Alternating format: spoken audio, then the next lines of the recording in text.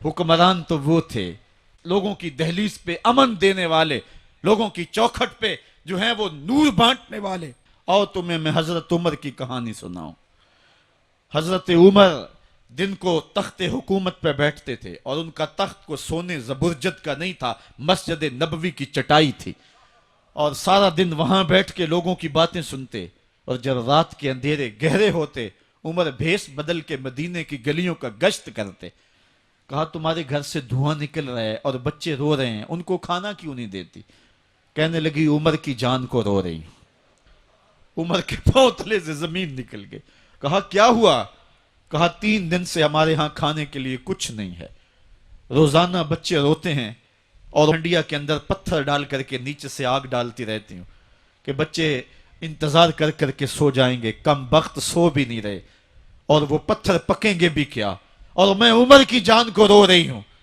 हजरत उमर का कलेजा दहलने लगा। फौरन पलटे, वापस बैतुल माल में आए, घी का एक कनस्तर लिया, आटे की बोरी ली, मिर्च मसाला जात बहुत कुछ उठाया, अपने कंधे पे रखा, बोरी अपनी कमर पे ला दी। उमर बैतुल माल से निकले तो आपके खादम असलम ने देख लिया, आगे बढ़ा, कहा मेरे आका मैं उठाता हूं। उमर की आंखों में आंसू है।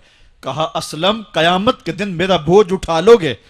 कहा कयामत के दिन तो अपना अपना बोझ उठाना पड़ेगा। कहा उमर को आज अपना ही उठाने दो।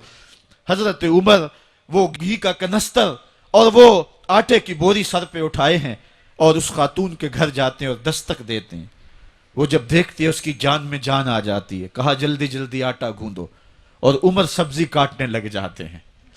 हजरत उमर रदी अल्लाह ताला अन्हो सब्जी तैयार कर देते, उधर आटा गुंद जाता है और फिर ऊपर चूल्हा रखा जाता है, चूल्हे के अंदर आग रखी जाती है, वो खाना पकाने लगती है, आग बुझती है।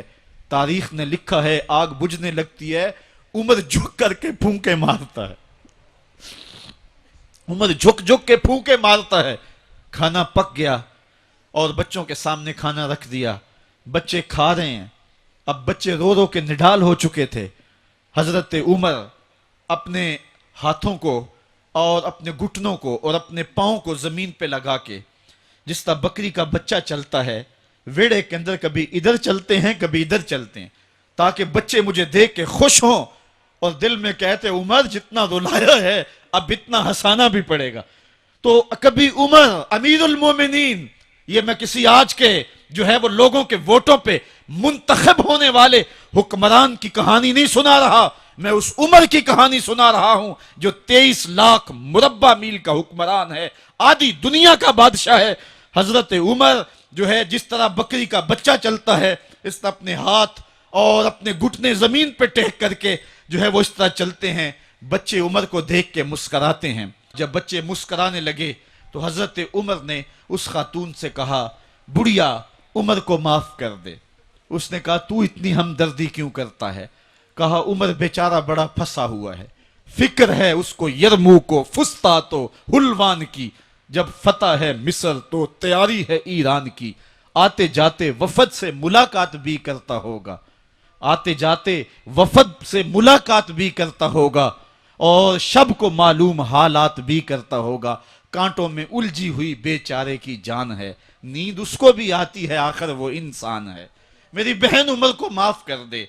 उसने कहा नाना उमर की बात मेरे सामने न कर, कयामत का दिन होगा, उमर का गिरेबान होगा और मेरा हाथ होगा।